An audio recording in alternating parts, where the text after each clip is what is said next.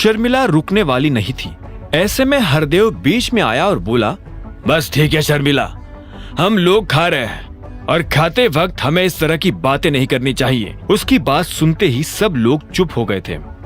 अभिनव जल्दी से अपना नाश्ता खत्म करके बाहर निकल आया था। वो शर्मिला को अपनी टांग खींचने का और मौका नहीं देना चाहता था। उसका मन तो कर रहा था कि अभी के अभी शर्मिला के घर जैसे 100 घर खरीदे और शर्मिला जैसे लोगों को उनकी औकात दिखा दे, लेकिन वो ऐसा नहीं कर सकता था। उसके पास शांति रखने के अलावा और कोई चारा नहीं था। अभिनव ऑफिस पहुंच चुका था। जब वो अपने कैबिन में बैठा था तो जेनी भड़कते हुए उसके कैबिन में आई और दरवाजा खोलते हुए बोली, ये सब क्या है? हाँ? अभिनव पलटकर अपनी कुर्सी के पीछे देखने लगा। उसे समझ नहीं आ रहा था कि जेनी किससे बात कर रही है। ये देख जेनी का दिमाग और गर्म हो गया और वो चीखते हुए बोली, मैं तुमसे बात कर रही हूं। हाँ तो इतना चिल्ला क्यों रही हो? आराम से भी बोल सकती हो। हम ऑफिस में हैं, प्लीज शो सम मैनर्स। ओहो हो, देखो जरा कौन मैनर्स की बात कर रहा है? तुम जिसने ये सब किया है।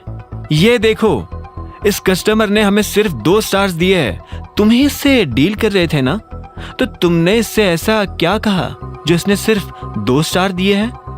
जेनी ने अभिनव की टेबल पर एक फाइल पटकते हुए पूछा। अभिनव ने फाइल उठाकर उसे एक सेकंड के लिए देखा और फिर बोला, तुम मेरे मजे ले रही हो? तुम्हें पता नहीं कि कल मैंने किसी भी लड़की का फोन अटेंड नहीं किया था। मेरे पास सिर्फ 4 कॉल्स आए थे और वो चारों लड़कों के थे जिनसे मैंने बहुत मैनर्स के साथ बात की थी। अच्छा, तो फिर ये कैसे हुआ? एक्सप्लेन करो। तुम झूठ बोल रहे हो। तुम हर चीज अपने हिसाब से क्यों करना चाहते हो?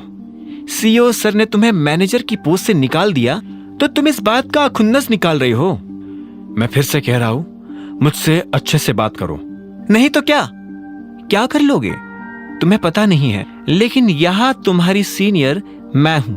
अभिनव ने यह सुनकर एक गहरी सांस ली। जेनी को उसकी फाइल वापस की और बोला, प्लीज अभी मेरे ऑफिस से बाहर निकल जाओ। मेरे पास इन सब बातों के लिए टाइम नहीं है। मिस्टर अभिनव, मुझे एक्सप्लेनेशन चाहिए। अगर तुमने मुझे नहीं बताया कि यह सब कैसे हुआ तो मैं तुम्हें अभी के अभी अकरम सर के पास लेकर जाऊंगी और वो तुम्हें एक झटके में नौकरी से निकाल देंगी। जेनी ने अभिनव को धमकी देते हुए कहा। यह सुनते ही अभिनव के चेहरे पर मुस्कान आ गई और उसने कहा, अच्छा तो ठीक है, करके देखते हैं। क्या करके देखते हैं? यही जो तुमने कहा। जाओ अकरम सर को जाकर बोलो कि मैं एक्सप्लेनेशन नहीं दे रहा हूं, फिर देखते हैं कि किसकी नौकरी जाती है। यह सुनते ही जेनी को गुस्सा आ गया। उसने ठंडी आंखों से अभिनव को देखा और उसके कैबिन से बाहर निकल गई। Thank you. इधर अभिनव ने भी कुछ देर के बाद एक फोन काट दिया था। उसे दिन भर फोन आते रहते थे।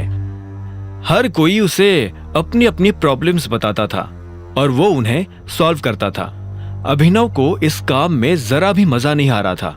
उसका लंच टाइम हो गया था पर अभी तक उसका फोन बजे जा रहा था। अकरम चाहता तो उसे किसी दूसरे डिपार्टमेंट में भेज सकता था, लेकिन उसने अभिनव को जानबूझकर यहां भेजा ताकि उसके पास अपना खुद का एक कैबिन हो। अभिनव अपने कैबिन से बाहर निकला और कैंटीन में कुछ खाने चला गया। वो खाने तो बैठ गया था, लेकिन उसे याद आया कि जल्दबाजी में वो अपना फोन अपने कैबिन में ही भूल आया था। जेनी के जाने के बाद उसने जेनी को नहीं देखा था, लेकिन वो जानता था कि अकरम उससे निपट लेगा। खाना खाने के बाद जब वो अपने कैबिन की तरफ ही जा रहा था कि अचानक उसे कामिनी नजर आई। वो मैनेजर के कैबिन से बाहर आ रही थी। जब उसने अभिनव को देखा तो वो हैरान हो गई और उसे इग्नोर करने लगी। उसने अपने चेहरे के दाईं तरफ सारे बाल गिरा लिए ताकि उसे अभिनव को ना देखना पड़े। अभिनव ने भी उसे नहीं देखने का नाटक किया और सीधा अपने कैबिन में चला गया। जैसे ही वो अपने कैबिन में घुसा तो देखा कि अकरम और जेनी उसके कैबिन में बैठे हुए थे। अभिनव उन दोनों को वहां देखकर हैरान हो गया। आगे की कहानी जानने के लिए देखें अगला एपिसोड सिर्फ पॉकेट एफएम के यूट्यूब चैनल पर और द रिटर्न ऑफ टाइगर के सारे एपिसोड्स को सुनने के लिए डिस्क्रिप्शन में दी लिंक से डाउनलोड करें पॉकेट एफएम ऐप।